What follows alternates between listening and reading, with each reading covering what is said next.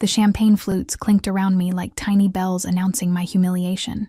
I stood frozen near the dessert table at my cousin Sarah's engagement party, my fingers clutching a plate of untouched tiramisu so hard I thought the porcelain might crack.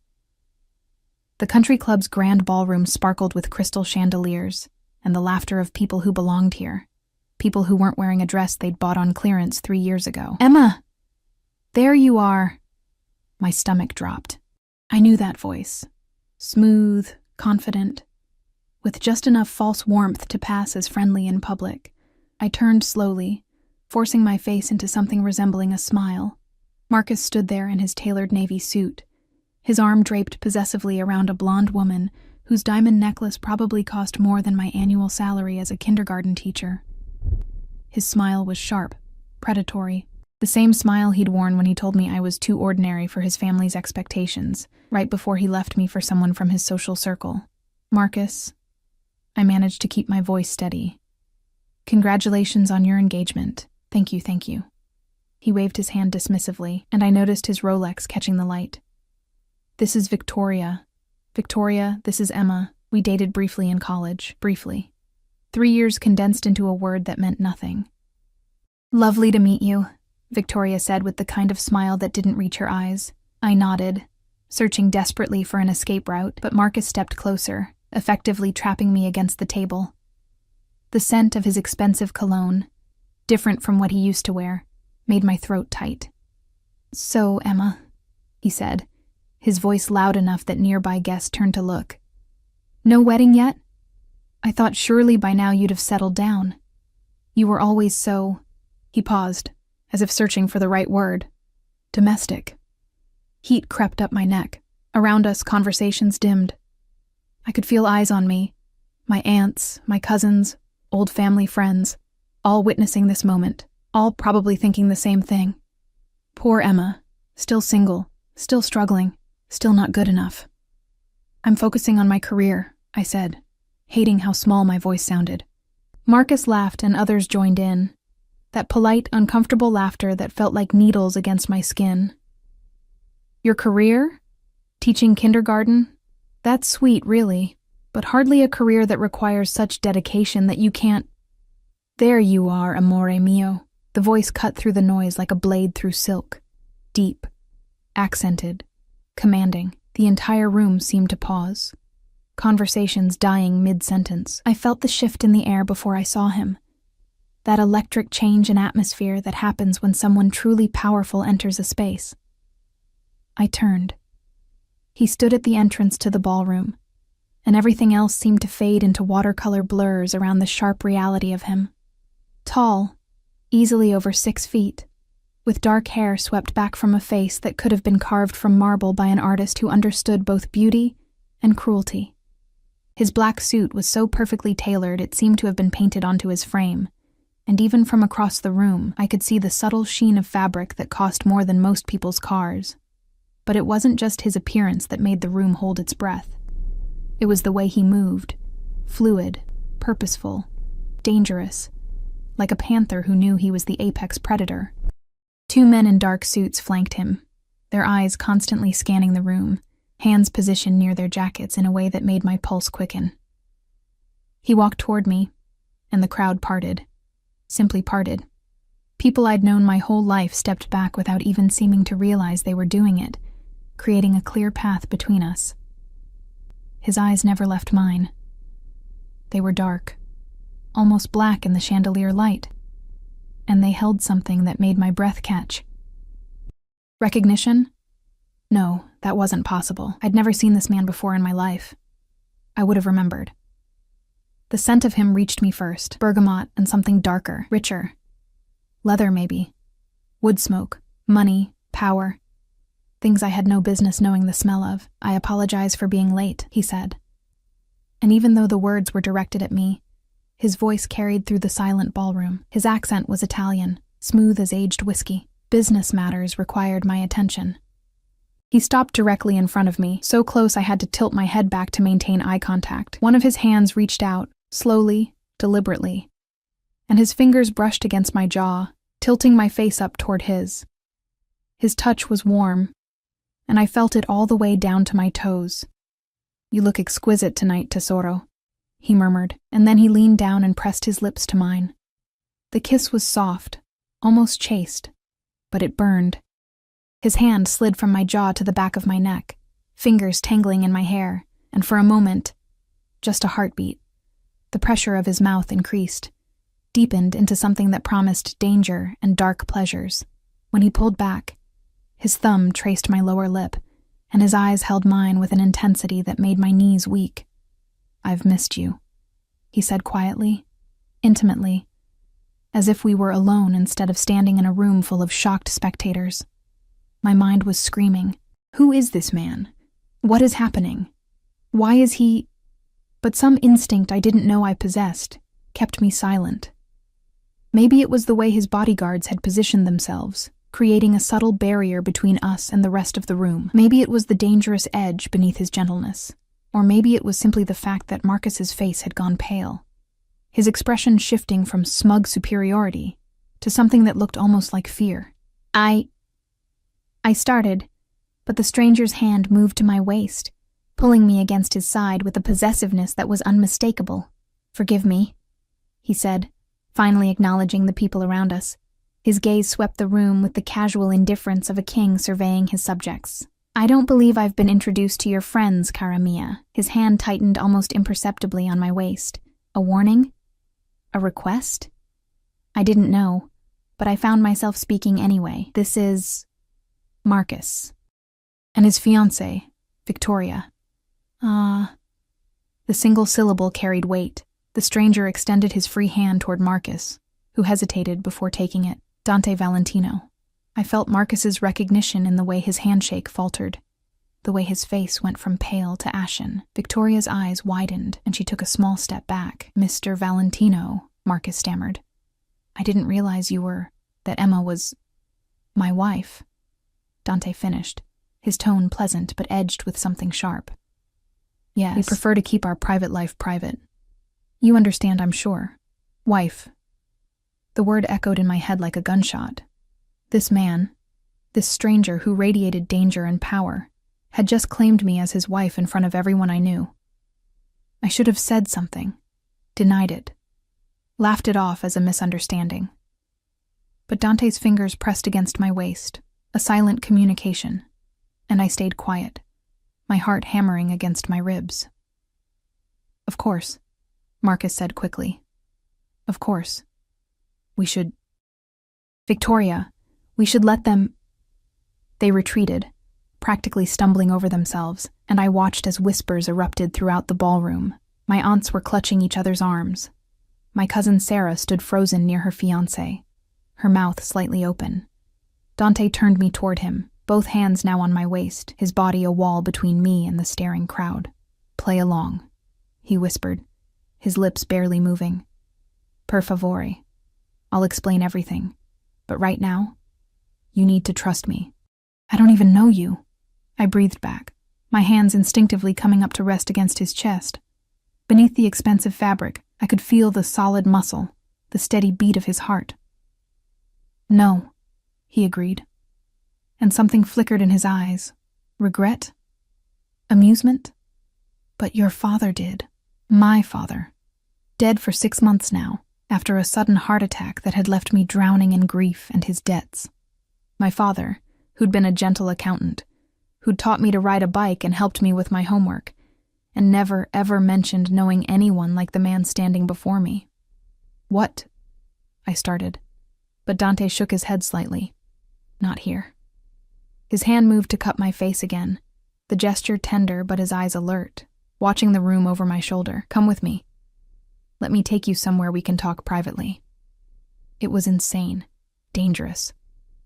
I should have screamed, should have run, should have called for help. Instead, I found myself nodding. Dante's smile was slight but genuine.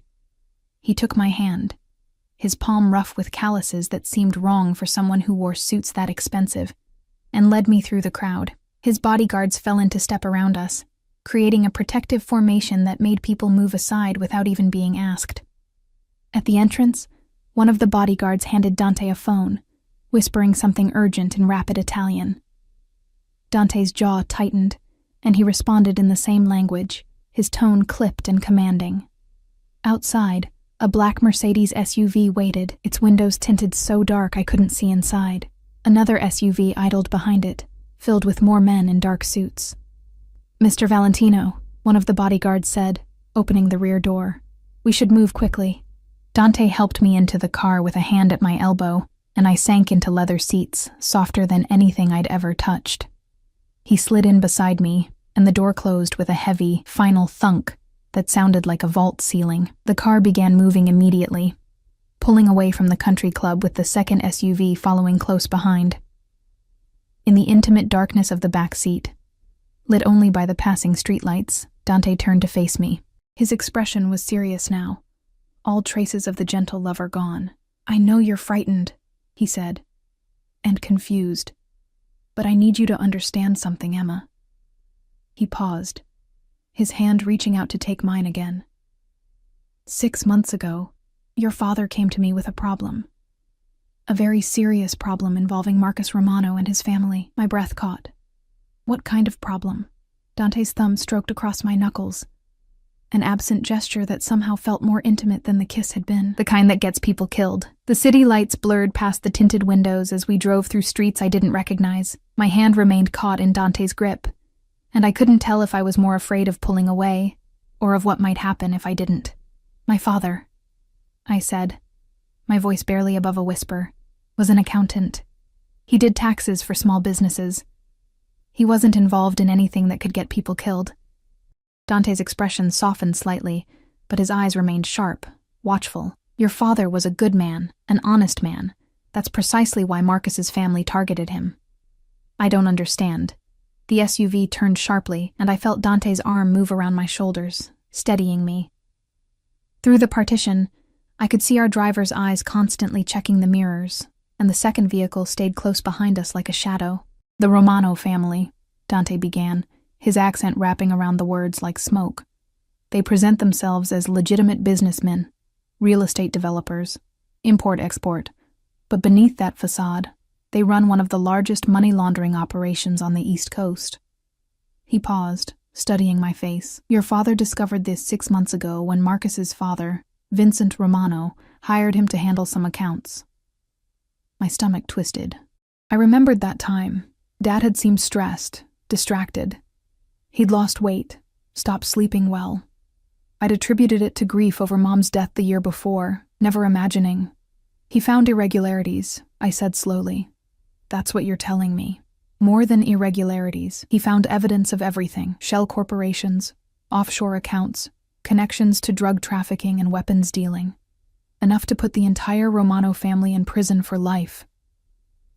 Dante's hand tightened on mine, and when Vincent realized your father had seen too much, he decided to eliminate the problem. The words hung in the air between us, cold and terrible. "The heart attack," I breathed. It wasn't natural." Dante's voice was gentle but firm. "I'm sorry, Emma. Your father came to me 3 days before he died. He knew he was in danger, and he asked me to protect the one thing that mattered to him. You." Tears burned behind my eyes, but I blinked them back. "Why would he come to you? Who are you?"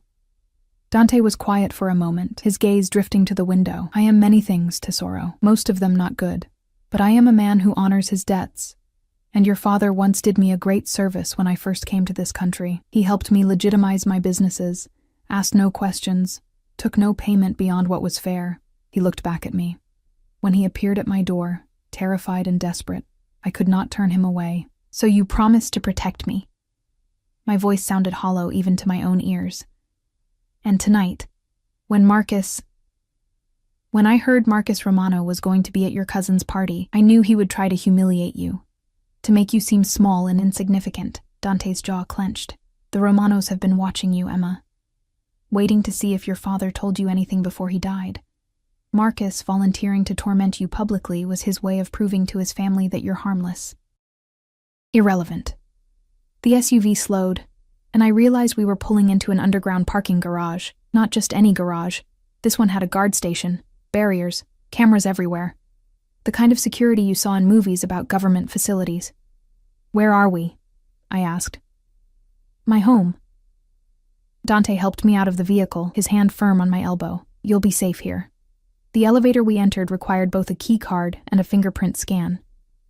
As we ascended, I caught my reflection in the polished metal doors, pale, wide-eyed, still wearing my clearance dress that suddenly felt even more out of place. Beside me, Dante stood perfectly still, but I could sense the coiled tension in him, the constant awareness of his bodyguards flanking us. The elevator opened directly into a penthouse apartment that stole what little breath I had left. Floor-to-ceiling windows overlooked the city, and the space was decorated in shades of black, gray, and deep burgundy.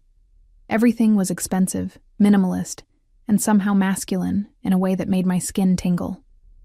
"Sit," Dante said, guiding me to a leather sofa that probably cost more than my car. "I'll get you something to drink." He moved to a bar cart, while his bodyguards took positions by the elevator and near the windows. I watched him pour amber liquid into crystal glasses, his movements efficient and practiced. When he returned, he pressed one into my shaking hands. "Whiskey," he said. "Drink. It will help with the shock." I obeyed, and the liquor burned its way down my throat, spreading warmth through my chest. Dante sat beside me, close but not touching, and took a measured sip from his own glass. "I need you to understand the situation fully," he said.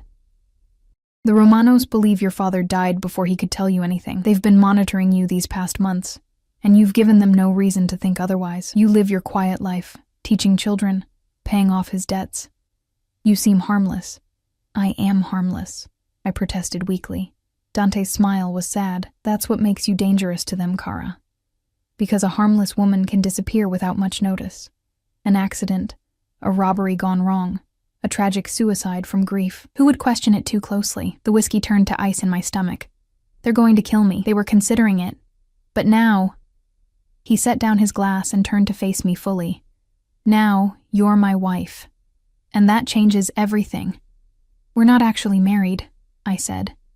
But even as the words left my mouth, I knew how naive they sounded. In the eyes of everyone at that party, we are. And by tomorrow morning, the news will have spread through both our worlds. Emma Hartley, kindergarten teacher, is married to Dante Valentino. He reached out, tucking a strand of hair behind my ear. "Do you know what name means in certain circles?" I shook my head mutely. "It means the Romanos cannot touch you without starting a war they cannot win." His fingers lingered against my cheek. "It means you're under my protection. And anyone who harms you will answer to me and my family. It means you're safe, Emma, as long as you stay by my side." "But it's a lie," I whispered. "We're not really. Does it matter?" Dante's thumb traced my jawline, and I shivered. "A lie that keeps you alive is more valuable than a truth that gets you killed." I wanted to argue, to insist that there had to be another way. But I looked into his dark eyes and saw something that terrified me more than anything else that had happened tonight. I saw truth. Cold, brutal truth that said I was already dead unless I accepted his protection. "What do you want from me?" I asked. "For now, simply to let me keep you safe." He withdrew his hand, and I felt the absence of his touch like a chill. "You'll stay here, in my home. We'll be seen together in public. You'll wear my ring, attend events by my side, and play the role of my devoted wife." "For how long?" Dante stood, walking to the windows to look out over the glittering city. His reflection in the glass was dark, imposing. "Until I can eliminate the threat the Romanos pose. Until I have enough evidence to destroy them completely, or until they're no longer in a position to hurt you. And then—" He turned back to face me, and something flickered across his features. Something I couldn't quite read. "And then you'll be free to go, if that's what you wish. I'll give you money, a new identity if necessary. You can start over somewhere far from here." It should have been reassuring. It should have felt like he was offering me a lifeline. Instead, I felt something twist in my chest, sharp and unexpected. "I have a life here," I said. "My students, my apartment, my family. Your family will understand better than you think." Dante moved back toward me, crouching down so we were at eye level. "The story will be that we met months ago and married in secret. You'll tell them you wanted to keep it private until you were sure, and now that Marcus has forced the issue, we're coming forward." They'll believe it because they want to believe it. Because it's better than the truth, which is that their sweet Emma is married to a monster. His smile was sharp, self-deprecating. Make no mistake about what I am, Tesoro. I am not a good man. The business I run, the things I've done to build my empire. You would not sleep at night if you knew the details. I should have been horrified, should have demanded he let me go, insisted I'd take my chances with the Romanos. But instead, I found myself asking, then why help me? If you're such a monster, why keep a promise to a dead man? Dante's expression softened, and he reached out to take my hand again. Because even monsters have codes, Emma. And your father saved my life once. He could have turned me into the authorities when he first discovered who I really was. Instead, he helped me, asked only that I use my power for something good when I could. He brought my knuckles to his lips, pressing a kiss there that seemed to burn through my skin. Protecting you is the most good I've done in years. Before I could respond, one of the bodyguards cleared his throat. Boss, we have a situation. Dante's demeanor changed instantly. The gentle man crouching before me vanished, replaced by someone cold and commanding.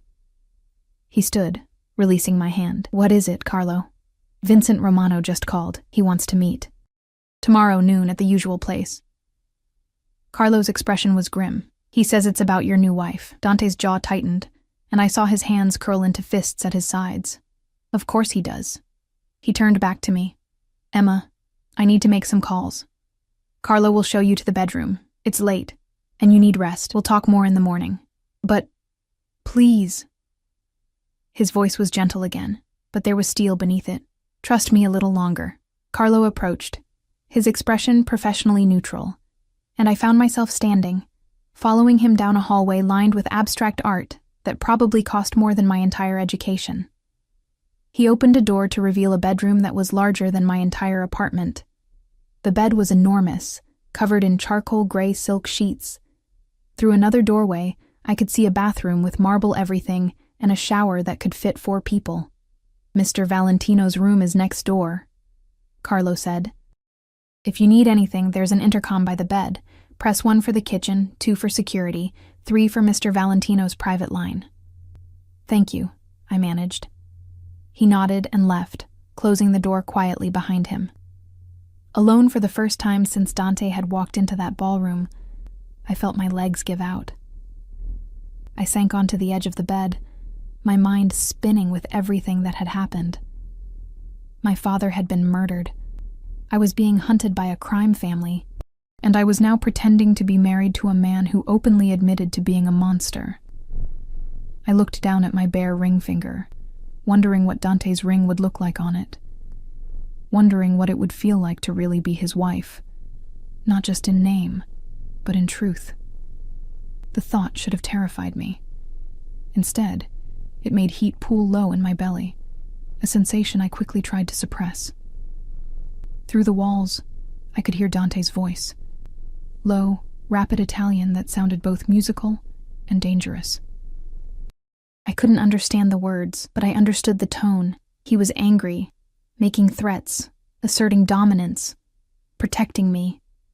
I lay back on the bed, still fully dressed, and stared at the ceiling. Tomorrow, I would demand more answers. Tomorrow, I would figure out what to tell my family, how to navigate this impossible situation. But tonight, surrounded by the scent of expensive cologne and the distant sound of Dante's voice, I let myself feel something I hadn't felt in 6 months, safe.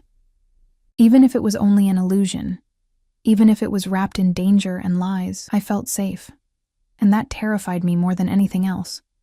I woke to sunlight streaming through floor-to-ceiling windows I didn't recognize, tangled in silk sheets that cost more than my monthly rent. For a disorienting moment, I thought I'd dreamed everything: the party, Marcus's humiliation, Dante's sudden appearance claiming me as his wife. Then I saw the dress I'd worn last night draped carefully over a chair, and reality crashed back. A soft knock on the door made me sit up, clutching the sheets. Yes? It's Maria, Miss Emma. The voice was female, accented, warm. Mr. Valentino asked me to bring you breakfast and help you get ready for the day. I wrapped the sheet around myself and opened the door. A woman in her 50s stood there with a kind smile, holding a tray that smelled like heaven. Fresh coffee, pastries, fruit. "I'm Maria, Mr. Valentino's housekeeper," she said, setting the tray on a table near the window. "He wanted to let you sleep, but you have an appointment at 11. "An appointment?" Maria's smile widened. "For your ring, Cara. Mr. Valentino has arranged for a private showing from Cartier. They're bringing selections here." She moved to the closet. When had someone filled it with clothes? And began pulling out options. "But first breakfast. You're too thin. Mr. Valentino won't like it." I wanted to argue that what Dante liked or didn't like about my body was irrelevant, but my stomach growled traitorously at the smell of food. I sat down and took a tentative sip of coffee. Perfect. Exactly how I liked it. "How did you know?" I asked. "Mr. Valentino is very thorough," Maria said, her tone suggesting this was the highest compliment. "He had his people find out everything about you yesterday. Your coffee preference, your clothing size, your favorite foods." She laid out a cream-colored dress that looked simultaneously elegant and understated. "He wants you comfortable here." The idea of Dante having me investigated should have felt invasive. Instead, something warm bloomed in my chest, the same treacherous warmth from last night when his hands had been on my waist, when he'd called me his wife with such convincing possessiveness. I ate while Maria bustled around preparing the bathroom. By the time I'd finished, she'd laid out towels, toiletries, all high-end brands I recognized from magazines but had never imagined using, and even makeup that matched my skin tone perfectly. "Shower. Then I'll help with your hair and makeup," Maria instructed. "Mr. Valentino is in meetings, but he'll want to see you before the jeweler arrives." The shower was an experience unto itself. Multiple jets, water pressure that felt like a massage, and products that smelled like jasmine and vanilla. I found myself standing under the spray longer than necessary, trying to wash away the surreal nature of my new reality. When I emerged, wrapped in a towel that was somehow both impossibly soft and substantial, Maria was waiting. She worked efficiently, drying my hair, styling it in loose waves, applying makeup that made me look like a polished version of myself. The cream dress fit perfectly, hugging my curves in ways my usual clothes never did. "Beautiful," Maria pronounced, stepping back. "Mr. Valentino will be very pleased." She led me through the penthouse, and in daylight, I could see details I'd missed last night. The art on the walls wasn't just expensive, it was museum quality. Through open doors, I glimpsed a library with leather-bound books, a home office with multiple monitors, a gym that looked like something from a luxury hotel. We found Dante in what appeared to be a formal dining room, standing near windows that overlooked the city, a phone pressed to his ear. He was speaking rapid Italian again, but when he saw me, he paused mid-sentence. His eyes traveled from my face down to my feet and back up, slow and deliberate. The intensity of his gaze made heat crawl up my neck. "Ti richiamo," he said into the phone. "I'd call you back," and ended the call without waiting for a response. He crossed the room toward me, and I was struck again by how he moved, predatory and graceful. "You look stunning," he said, and the compliment felt different from the false flattery I'd received from men before. This felt like observation, statement of fact. "Maria said something about a jeweler?" I managed, trying to ignore the way my pulse had quickened at his proximity. "Yes." Dante's hand came up to my face, tilting my chin so I had to meet his eyes. "We're making this official, Tesoro. You need a ring that matches the story we're telling." His thumb brushed across my cheekbone. "And I won't have my wife wearing anything less than perfection." "I'm not really your wife," I said, but the protest sounded weak even to my own ears. "For the next few months, you are. In every way that matters." His hand dropped, but he stayed close. "The Romanos will be watching everything we do. Every detail must be convincing. About that. The meeting with Vincent Romano today. You don't need to worry about it." Dante's expression hardened. "You're staying here where it's safe. I have business to conduct, and I won't risk you being used as leverage. But if he wants to talk about me, then I will handle it." His tone left no room for argument. "This is not negotiable, Emma. You stay here, protected, while I deal with the threat." Before I could respond, the elevator chimed. Carlo emerged with 2 other bodyguards, and a nervous-looking man in an expensive suit carrying several leather cases. "Mr. Valentino," the jeweler said, his voice slightly shaky. "As requested, I've brought our finest pieces." Dante guided me to the dining table, pulling out a chair with old-world courtesy that seemed at odds with everything else about him. The jeweler opened his cases with reverent care, revealing rows of engagement rings that sparkled under the chandelier light. Each one was extraordinary, diamonds surrounded by sapphires, emerald-cut solitaires, vintage Art Deco designs, the kind of rings I'd looked at in magazines and websites late at night, knowing I'd never wear anything like them. "Choose," Dante said, standing behind my chair, his hands resting on my shoulders. The weight of them was warm, grounding. "I can't," I breathed. "These must cost." "Money is not an object." His fingers tightened slightly. "Choose the one that speaks to you, Kara." I looked over the display, overwhelmed. Then my eyes caught on a ring toward the back. Simpler than the others, but somehow more elegant. A single oval diamond set in platinum, with small diamonds along the band. Classic. Timeless. Understated. "That one," I said, pointing. Dante reached past me, lifting it from the case. "An excellent choice," the jeweler said quickly. 3 carats, internally flawless, D-color. "May I?" Dante interrupted, kneeling beside my chair. He took my left hand, and I felt my breath catch as he slid the ring onto my finger. It fit perfectly. Of course it did. He'd had me investigated, knew my size. The diamond caught the light, throwing rainbow prisms across the table. On my hand, my ordinary hand that grated children's papers and wiped paint off tiny fingers, it looked like something from another world. Dante didn't release my hand. Instead, he brought it to his lips, pressing a kiss to my knuckles just below the ring. "Perfect," he murmured, his eyes meeting mine. "Just like its wearer." The jeweler cleared his throat. "And the wedding band? Perhaps something with channel-set diamonds." "She'll choose that when she's ready," Dante said, standing but keeping hold of my hand. He turned to the jeweler. "Send the bill to my office." "Of course, Mr. Valentino. And might I say, congratulations on your marriage. Your wife is very fortunate." After the jeweler left with his cases and bodyguard escort, Dante pulled me to my feet. "I need to leave for my meeting," he said. "But there's something you should know first." He led me to his office, closing the door behind us. The room was masculine, dominated by a massive desk and more floor-to-ceiling windows. He pulled out a drawer and extracted a manila folder, handing it to me. "What is this?" I asked. "Everything my investigators found on Marcus and his family. Your father compiled some of it. The rest we've gathered over the past 6 months." Dante's expression was grave. "You deserve to know what you're caught up in." I opened the folder with shaking hands. Inside were documents, photographs, financial records. But what made my blood run cold was the first photograph.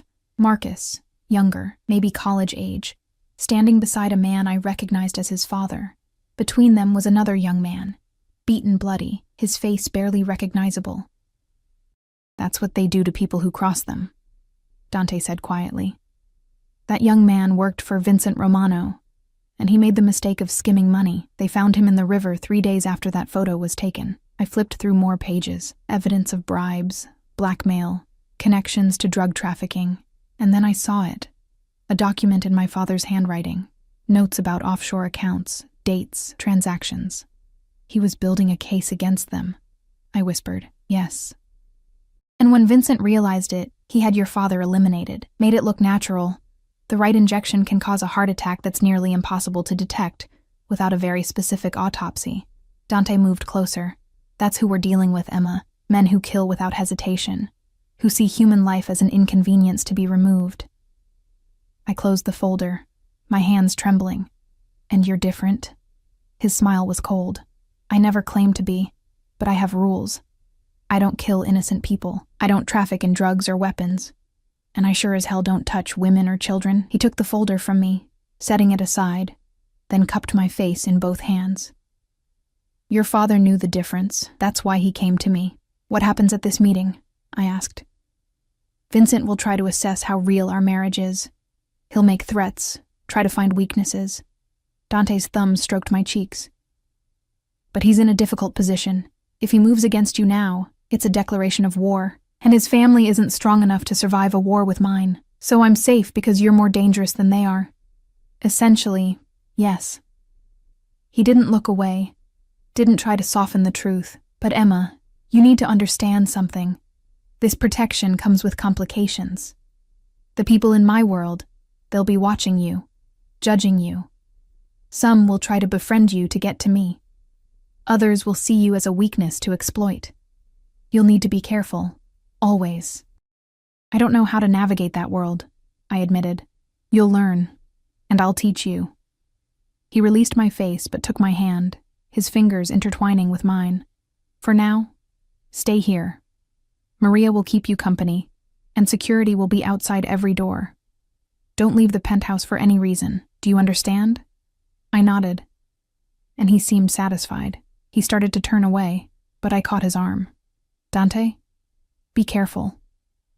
Something flickered in his eyes, surprise, maybe, or pleasure. Are you worried about me, Tesoro? I don't know what happens to me if something happens to you. It was practical reasoning, self-preservation, but the way his expression softened suggested he heard something else in my words. Nothing will happen to me, he said. He pulled me close, his hand sliding into my hair as he tilted my face up. But I appreciate your concern. He kissed me then, not the chaste press of lips from last night, but something deeper, more possessive. His mouth moved against mine with practiced skill, coaxing a response I gave without thinking. When his tongue traced my lower lip, I gasped, and he took advantage, deepening the kiss until my knees felt weak. When he pulled back, we were both breathing hard. His thumb traced my swollen lower lip. When I get back, he murmured, his voice rough, we need to discuss sleeping arrangements. It won't be convincing if my wife sleeps in a separate room. Heat flooded through me, anticipation mixed with anxiety. Dante, I won't touch you, he said quickly, not unless you want me to. But we share a bed, Emma. That's non-negotiable. He pressed one more soft kiss to my forehead. I'll be back by evening. Be good. Then he was gone, his bodyguards trailing after him, leaving me standing in his office with a diamond on my finger, and the taste of him still on my lips. I looked down at the ring, watching light dance across its facets. Less than 24 hours ago, I'd been standing in my cousin's engagement party, humiliated and alone. Now I wore a 3-carat diamond and the protection of a man who openly admitted to being a monster. I should have been terrified. Instead, I was starting to wonder what would happen when this arrangement ended, when I was supposed to walk away and return to my normal life. Because standing there in Dante's office, surrounded by the evidence of his power and danger, I wasn't sure I'd be able to. The hours crawled by with agonizing slowness.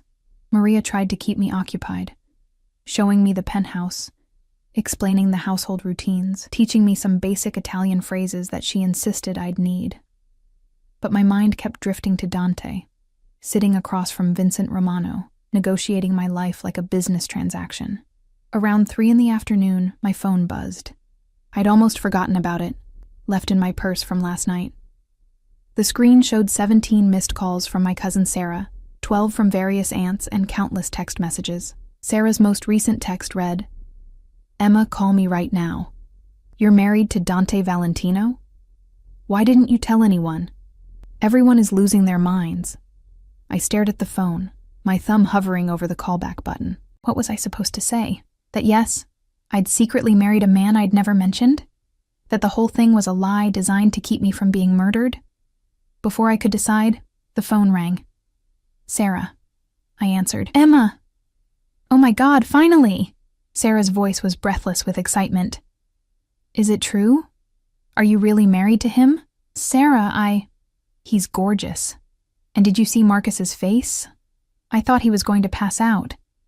Victoria kept asking everyone who Dante Valentino was, and when Uncle Robert told her, she went pale. Sarah laughed, gleeful. Emma, do you know what this means? Marcus dumped you because you weren't good enough for his family, and you ended up married to someone who makes the Romanos look like... Sarah, stop. I closed my eyes, trying to steady my voice. It's complicated. Complicated how? Emma, That man looked at you like you were the only person in the room. When he kissed you, I swear half the women there were ready to fight you for him." She paused. "Why didn't you tell me? I'm your cousin. I thought we told each other everything." Guilt twisted in my chest. Sarah and I had been close our whole lives. She'd held me when my mother died, had been the one to find me sobbing in my apartment after my father's funeral. "I wanted to keep it private," I said, hating the lie. "We met months ago, and everything happened so fast. I wasn't sure how to explain it to the family." "But you're sure now? You're happy?" Was I? 24 hours ago, I would have laughed at the question. Now, wearing Dante's ring, surrounded by his protection, still tasting his kiss on my lips, I didn't know how to answer. "I'm safe," I said finally. For the first time in months, I feel safe. It wasn't a lie, even if the reasons behind it were. Sarah seemed to accept this. We talked for another 20 minutes. Her excitement infectious as she relayed how the party had erupted into gossip after we'd left, how my aunts were already planning a reception, how Marcus had left early with Victoria, looking sick. After we hung up, I sat staring at the city skyline, thinking about Marcus, about how he'd stood there with his perfect fiancée and his expensive watch, determined to make me feel small. How he'd looked at me like I was nothing, and then Dante had appeared, and everything had shifted. My phone buzzed again, this time an unknown number. I almost didn't answer, but something made me. "Hello?" "Emma Hartley." The voice was smooth, cultured, male, unfamiliar. Or should I say, Emma Valentino? My blood ran cold. "Who is this?" "Someone who's very interested in your sudden marriage to Dante Valentino." A pause. "Tell me, does your new husband know about the insurance policy your father took out? The one with you as the beneficiary?" I stood up, my heart hammering. "I don't know what you're talking about." "No? That's interesting, because I have the policy right here. $2 million, Emma. Paid out 6 months ago after your father's unfortunate heart attack." The voice took on a mocking tone, quite a windfall for a kindergarten teacher living in a tiny apartment, paying off debts. Where did all that money go, I wonder? "There was no insurance policy," I said, but my voice shook. "My father had nothing. Your father was smarter than you think. He knew he was in danger, so he prepared. Took out a policy, made sure you'd be taken care of. The question is, what did he tell you before he died? What did he give you?" "Nothing. He told me nothing." "I don't believe you." The voice hardened. "And neither does Vincent Romano. Your little marriage stunt might have delayed the inevitable, but it won't stop it. Sooner or later, we'll get what we need from you. The only question is how much you'll suffer first." The line went dead. I stood frozen, the phone slipping from my numb fingers. An insurance policy? $2 million? My father had never mentioned anything like that. After his death, I'd found only debts, his mortgage, medical bills from my mother's cancer treatment, credit cards maxed out trying to keep afloat. Unless... I ran to the bedroom, grabbing my purse. Inside was my wallet, and tucked behind my driver's license was a business card I'd found in my father's desk after he died. I'd kept it meaning to call, but grief and stress had made me forget. The card was simple, cream-colored. Whitmore and Associates, estate planning. My hands shook as I pulled out my phone and dialed. A receptionist answered on the second ring. "Whitmore and Associates, how may I help you?" "My name is Emma Hartley. My father, James Hartley, died 6 months ago. I found your card in his effects, and I need to know if he had any business with your firm." "One moment, please." The hold music felt like it lasted hours. Finally, a man's voice came on the line. "Miss Hartley, this is Richard Whitmore. I'm very sorry for your loss. Your father was a client of mine, yes. Did he..." I had to stop, swallow. "Did he take out a life insurance policy?" Silence. Then, "Miss Hartley, I think it would be best if we met in person. Your father left specific instructions about when and how certain information should be released to you. Tell me now," I demanded. "Please, people are threatening me, and I need to know." "You're in danger?" His voice sharpened. Miss Hartley, where are you right now? I'm safe. I'm with... I stopped. Should I tell him about Dante? Could I trust anyone? Your father anticipated this, Whitmore said carefully. He was very specific about the circumstances under which I should contact you. One of those circumstances was if you reported feeling threatened or unsafe. A pause. Miss Hartley, your father didn't just leave you an insurance policy. He left you something much more valuable and much more dangerous. Before I could respond, I heard voices in the penthouse, Dante's voice, sharp with anger, speaking rapid Italian. He was back. I have to go, I said, but I need to meet with you.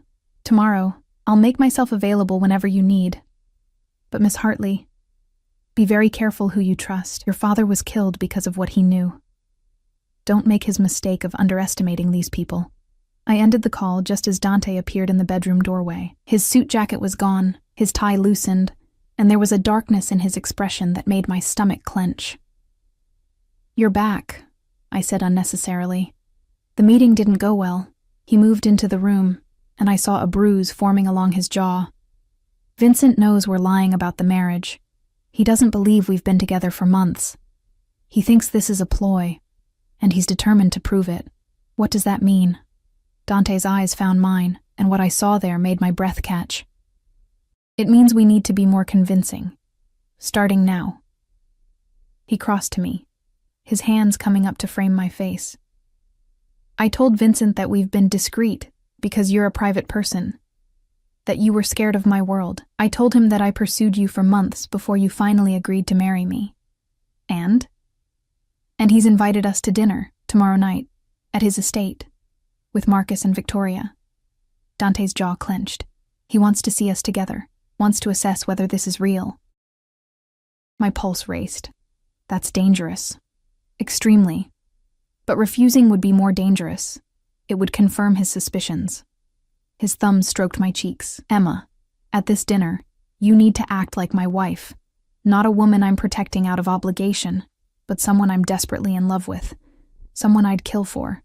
Someone I can't keep my hands off. Heat pooled low in my belly at his words. I'm not an actress, Dante. You don't need to be. Just follow my lead. He leaned down, his lips brushing against my ear. Let me touch you. Don't pull away when I'm possessive. Act like you want me as much as I... He stopped abruptly, pulling back. As much as you what? I whispered. His eyes were dark, intense. As much as I need you to seem like you want me. But something in his tone suggested that wasn't what he'd been about to say. Dante, there's something I need to tell you. I took a breath. Someone called me today. They knew about an insurance policy my father supposedly took out. They said, an insurance policy? Dante's entire demeanor changed, became alert, predatory. For how much? $2 million. But I never received any money like that.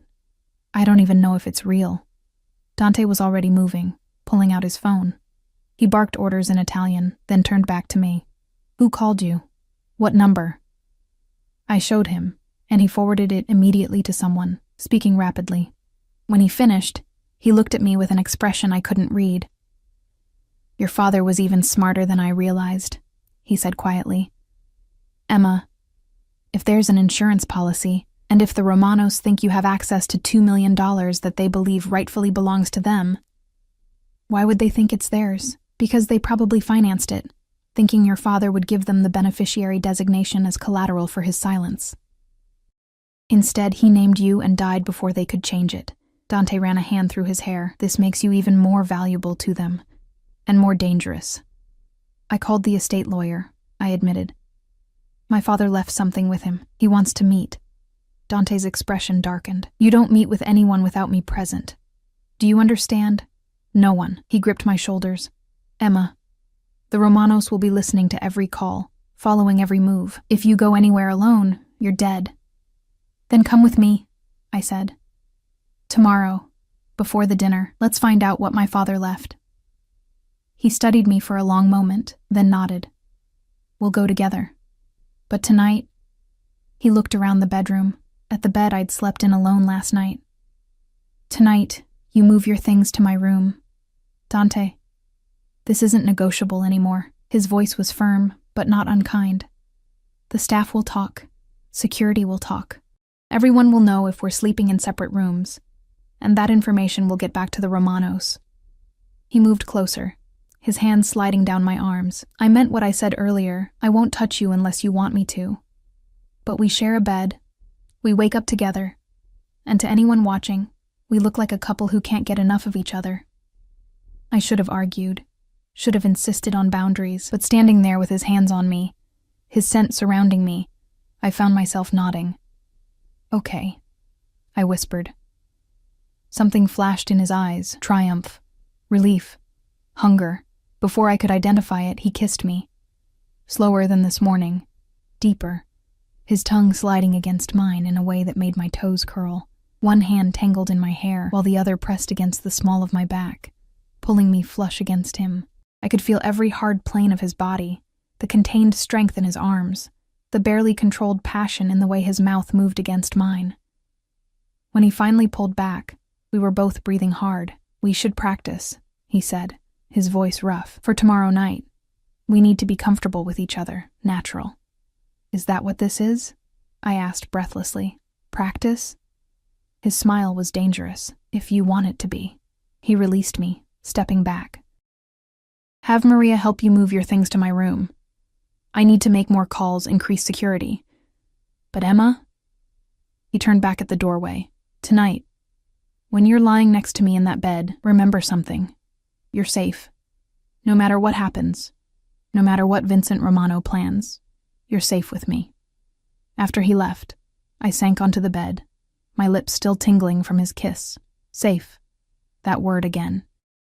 But as I touched the diamond on my finger and thought about tomorrow, meeting with my father's lawyer, having dinner with the people who'd murdered him, pretending to be desperately in love with a man who was both my protector and my captor, I wasn't sure safe was the right word. Trapped, maybe, or bound, or possibly terrifyingly falling. That night, lying in Dante's bed felt surreal. The room was different from the guest room, darker, more masculine, with the scent of him embedded in every surface. He'd given me space to change in the bathroom, and when I emerged in simple cotton pajamas, I found him already in bed, shirtless, the sheets pooled at his waist. The lamp on his nightstand cast shadows across the defined muscles of his chest and abdomen, and I had to force myself not to stare. Come, he said softly, pulling back the covers on my side. I slid in, hyper-aware of every point where our bodies didn't touch, and yet somehow the space between us felt charged, electric. He turned off the light, and darkness enveloped us. Emma? His voice came through the dark. Tell me about your father. Not the accountant? Not the man who got caught up with the Romanos? Tell me about your dad. The request surprised me. I rolled onto my side, facing where I knew he was. Why? Because I promised to protect his daughter. But I realize I never really knew him beyond our business dealings, and if I'm going to understand what he left for you, what he was trying to protect, I need to understand who he was. So I told him.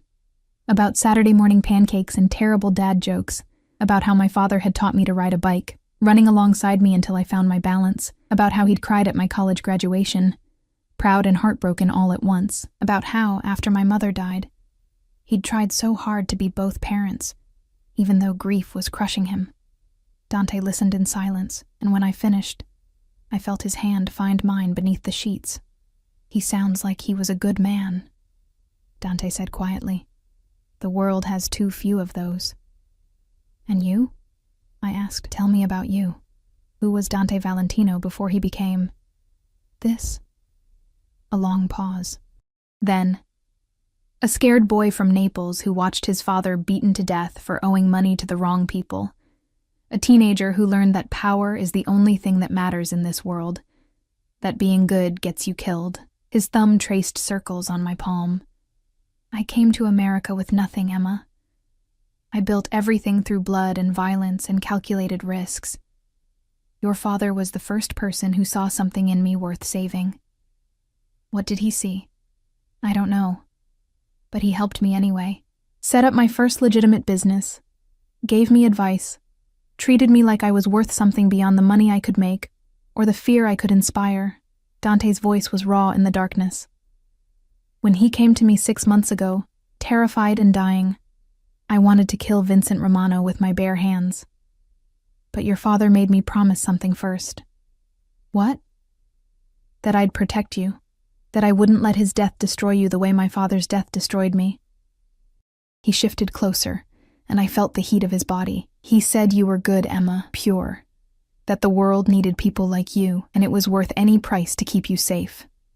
Tears burned behind my eyes. I'm not that good. You're better than you think. His hand came up to my face in the darkness, finding my cheek with unerring accuracy. And definitely better than me. Dante, sleep, tesoro. Tomorrow will be difficult. But sleep was elusive. I lay there, feeling the weight of his hand on my cheek, the warmth of him beside me, and wondered what my father would think of this arrangement. Would he approve? Or would he be horrified that his attempt to protect me had bound me to someone like Dante? Eventually, exhaustion won. I drifted off to the sound of Dante's breathing, steady and calm beside me. Morning came too quickly. I woke to find myself curled against Dante's chest, his arm around me, my face pressed to his shoulder. For a moment, still half asleep, it felt natural. Right. Then reality crashed back, and I started to pull away. Don't, Dante murmured, his voice rough with sleep. Stay, just for a moment. So I did, feeling his heartbeat under my palm, the rise and fall of his chest. His hand stroked my hair absently, and I wondered if he even realized he was doing it. We should get ready, I finally whispered. The meeting with the lawyer. Dante's arm tightened around me briefly before releasing. Yes. But Emma? Waking up with you. It felt good. I looked up at him in the dim morning light filtering through the curtains. His expression was unguarded in a way I'd never seen. Vulnerable. It did, I admitted. Something passed between us then, an acknowledgement of something neither of us was ready to name. 2 hours later, we sat in Richard Whitmore's office, a place of leather chairs and mahogany furniture that smelled of old books and discretion. Dante had insisted on having 2 bodyguards outside and 1 in the room, standing silently near the door. Whitmore was older, maybe 60, with kind eyes behind wire-rimmed glasses. He looked at me with sympathy. Miss Hartley, or is it Mrs. Valentino now? Valentino, Dante answered before I could, his hand finding mine on the armrest. Whitmore nodded, then pulled out a locked box from his desk drawer. Your father came to me 8 months ago, Miss Hart, Mrs. Valentino. He was frightened but determined. He'd discovered something about the Romano family's operations, and he knew they'd kill him for it. Why didn't he go to the police? I asked. He tried, but the Romanos have deep connections in law enforcement. Every attempt he made was quietly shut down. Whitmore unlocked the box, so he came to me with a different plan. He documented everything, every transaction, every illegal operation, every bribe, and he gave it all to me with specific instructions. He pulled out a thick envelope and a small external hard drive. This drive contains copies of all the financial records, communications, and evidence he compiled, enough to put Vincent Romano and his entire organization in prison for life. Whitmore's expression was grave. He also took out a life insurance policy for $2 million. The Romanos financed it, thinking he'd name them as beneficiaries. Instead, he named you, knowing they'd come looking for that money. Why? I breathed. Why put a target on my back? Because he knew they'd come after you anyway, once he was dead. He was counting on the fact that you'd do what you just did. Seek me out. Find this evidence. Whitmore handed me the envelope. Inside are instructions. He wanted you to take this evidence and disappear. Start a new life somewhere safe, far from the Romanos' reach. The insurance money was meant to make that possible. I opened the envelope with shaking hands. Inside was a letter in my father's handwriting. My darling Emma, if you're reading this, I'm gone. I'm so sorry, sweetheart. I'm sorry I got involved with these people. I'm sorry I couldn't protect myself better. But most of all, I'm sorry for what I'm about to ask of you. The evidence on this drive can destroy the Romano family, but using it will put you in terrible danger. That's why I've left you another option. Take the money and run. Live a good life somewhere far away. Find happiness. That's all I ever wanted for you. But if you decide to fight, if you decide to finish what I started, know that I'm proud of you. Your mother and I raised a strong, brave woman. Whatever you choose, you have my blessing. I love you, Emma. Forever and always. Dad, tears streamed down my face. Beside me, Dante had gone very still. May I see the drive? He asked Whitmore. The lawyer hesitated, looking at me. I nodded, and he handed it over. Dante pulled out his phone, connecting the drive to it with an adapter. His expression grew darker with each passing moment as he scrolled through files. This is everything, he said finally, his voice tight with controlled fury. Bank records, shipping manifests, recordings of conversations. Emma, your father was a genius. This doesn't just implicate Vincent. It connects the Romanos to 3 other major crime families, shows their entire network. What does that mean? I asked. It means this drive is worth dying for, and killing for. Dante looked at Whitmore. The Romanos know about this, don't they? That's why they've been threatening her. They suspect your father left evidence somewhere. They've been searching for it since his death. Whitmore folded his hands. Mrs. Valentino, you have 3 choices. 1. Take the money and disappear as your father suggested. 2. Turn this evidence over to federal authorities and hope they can protect you during the investigation and trial. 3. He glanced at Dante. Let your husband handle it his way. What's my way? I asked Dante. His smile was cold, dangerous. Use this evidence as leverage.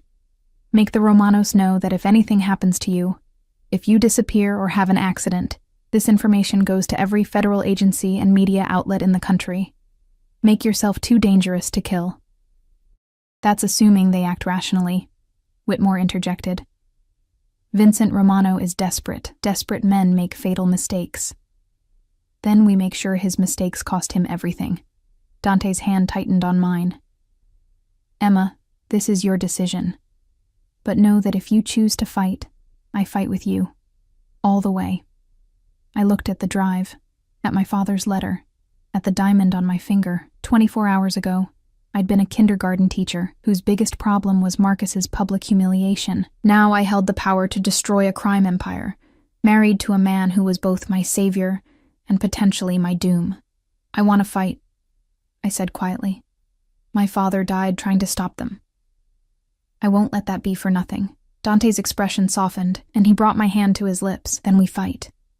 That evening, as we dressed for dinner at the Romano estate, the weight of what we were about to do settled over me like a shroud. Maria had helped me into a deep burgundy dress that hugged my curves and made me look sophisticated, dangerous. Diamond earrings, Dante's, borrowed from some collection I didn't want to think about, sparkled at my ears. Dante emerged from his closet in a black suit that probably cost more than my car, and my breath caught. He looked every inch the powerful crime boss, dangerous and devastatingly handsome. Ready? He asked, offering his hand. No, I admitted. But let's go anyway. The drive to the Romano estate was tense. Dante's hand never left mine, his thumb tracing absent patterns on my skin. When we pulled through the gates of a mansion that looked like something from a movie, my pulse kicked into overdrive. Vincent Romano waited at the entrance, flanked by men in suits who were clearly armed. He was older than I'd expected, maybe 70, with silver hair and cold eyes that assessed me like I was a commodity. Valentino, he said, his voice carrying old-world charm that didn't reach his eyes. And the new Mrs. Valentino, welcome to my home. Vincent. Dante's tone was cordial, but edged with warning. His arm slid around my waist, pulling me close. Thank you for the invitation. We were led into a dining room that dripped with ostentatious wealth. Crystal chandeliers, oil paintings, a table that could seat 20. Marcus and Victoria were already there, and I saw Marcus's face go pale when he saw me on Dante's arm. Emma, Victoria said with false brightness. What a lovely dress. Dante, you have exquisite taste. In all things, Dante replied smoothly, his hand sliding possessively down my back. Dinner was a psychological battlefield. Vincent asked invasive questions about our relationship, trying to catch us in lies. Dante deflected masterfully, weaving a story of secret meetings and stolen moments that sounded almost believable. He touched me constantly, a hand on my thigh under the table, fingers playing with my hair, lips brushing my temple, and I responded, leaning into him, laughing at his remarks, playing the role of the besotted wife. But beneath the performance, something real was building. Each touch burned. Each whispered word in my ear made my pulse race. The line between acting and reality was blurring dangerously. Marcus watched it all with barely concealed fury. "I have to say, Emma," he finally spoke up, his voice tight, "this is quite the upgrade from the simple life you claim to want. People change," I said calmly, meeting his eyes. "Or maybe you just never really knew me." "Careful, Romano," Dante said softly, but there was steel beneath the silk. "That's my wife you're addressing." The temperature in the room dropped 10 degrees. Vincent cleared his throat. "Marcus, perhaps you should focus on your own fiancé." He turned to me, his smile predatory. "Mrs. Valentino, I understand your father was quite the accountant. Did he ever discuss his work with you?" Here it was, the real reason for this dinner. "Sometimes," I said carefully, "but I never understood the technical details. Numbers aren't really my forte." "No, that's unfortunate. You see, your father handled some accounts for my family before his untimely death. We've been unable to locate certain records, and we thought perhaps he might have mentioned them to you." Dante's hand tightened on my thigh, a warning. "I'm sorry," I said, "but I don't know anything about my father's client files. After he died, I was focused on grieving, not on his business affairs." Vincent's eyes narrowed. "And yet, I hear you recently came into a substantial insurance settlement." "Yes. My father provided for me, as any good father would." I met his gaze steadily, channeling every ounce of courage I possessed. "Is there a problem?" "No problem at all," Vincent said, but his tone suggested otherwise. "I simply find it interesting that your father, who claimed to be drowning in debt, had the resources to secure such a generous policy. Perhaps you didn't know him as well as you thought." Dante interjected smoothly. "Emma, amore, you're looking pale. Should we take some air?" He stood, pulling me with him, and Vincent had no choice but to allow it. We stepped out onto a terrace overlooking manicured gardens, his bodyguards maintaining a discreet distance. "You did well," Dante murmured, his lips against my ear. "But Vincent knows something.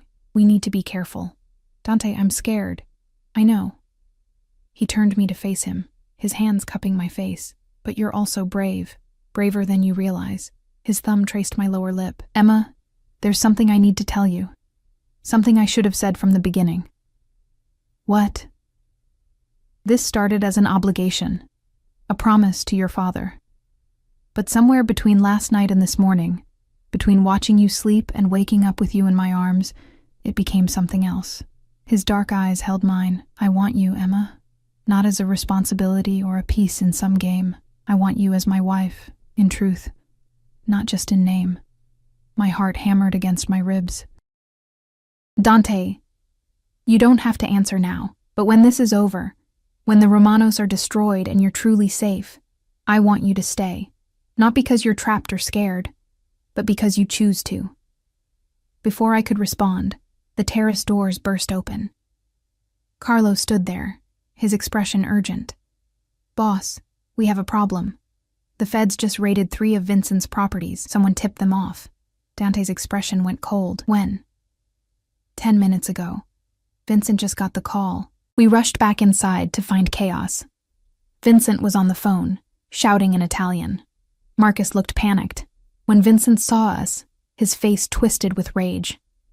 "You," he snarled at Dante. "You did this. You distracted me with this dinner while your people—" "I had nothing to do with federal raids," Dante said calmly. "But it seems someone did. Perhaps you have enemies you're not aware of." Vincent's hand moved toward his jacket, but Dante was faster.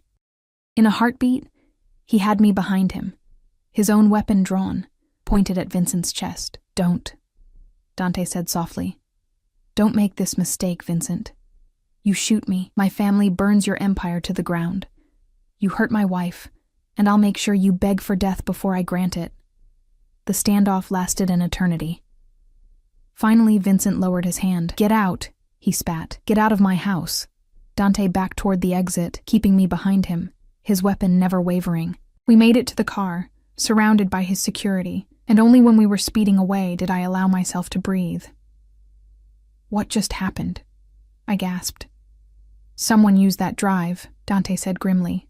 "Someone sent copies of your father's evidence to the FBI, but we have the only copy." I stopped, realization dawning. "Unless my father made backups." "Smart man," Dante said, a hint of admiration in his voice. "He must have had a trigger set up. If he died, the evidence would automatically be sent after a certain period of time. He protected you from beyond the grave." "So it's over? The Romanos are finished?" "Not yet. The raids will hurt them, but Vincent is slippery. He'll have contingencies, lawyers, ways to distance himself from the worst of it." Dante pulled me against him as the car sped through the night. "But he's wounded now, distracted. And that gives us an opportunity." "To do what?" His smile was dark, dangerous. "To finish this, once and for all." The next week was a blur. Federal indictments came down against Vincent Romano and 15 members of his organization. Marcus's father was arrested at his office, led out in handcuffs while cameras rolled. The Romano empire began to crumble, associates turning on each other, deals falling apart. And through it all, I stayed by Dante's side. In his bed at night, at his side during the day, learning to navigate his world of danger and power. The threat against me diminished as the Romanos became too focused on survival to worry about revenge. But even as safety returned, I didn't leave. Didn't ask for my freedom. Because somewhere between the fear and the danger, between the lies and the truth, I'd fallen in love with the man who'd saved me. 3 months later, I stood in the penthouse wearing a different dress. This one white, simple, beautiful. In front of a small gathering of Dante's family and mine, we renewed vows we'd never actually taken. But this time, they were real. "I, Emma, take you, Dante," I said, my voice steady. "To be my husband, my partner, my love. Not because I'm trapped or scared, but because I choose you. Every day, I choose you." Dante's eyes were bright with emotion as he slid a wedding band next to my engagement ring. "I, Dante, take you, Emma, to be my wife, my heart, my salvation. You walked into my darkness and brought light. You're the best thing I've ever done, the only truly good thing in my life." When he kissed me, it was tender and fierce all at once, a promise of forever. Later, as we danced at the small reception, I caught sight of Marcus through the window of a restaurant across the street. He was alone, watching, and I saw the moment he truly understood. I wasn't the girl he'd left behind. I was Dante Valentino's wife, protected, cherished, loved, and I'd never been happier. "What are you thinking?" Dante murmured against my ear. "That my father would be proud," I said. "He saved me by leading me to you." "No, tesoro." Dante's arms tightened around me. "You saved yourself. I was just lucky enough to be there when you needed me." As the music swelled and the city lights twinkled around us, I rested my head against my husband's chest and knew, finally, that I was home. Not in a place, but in his arms. Forever,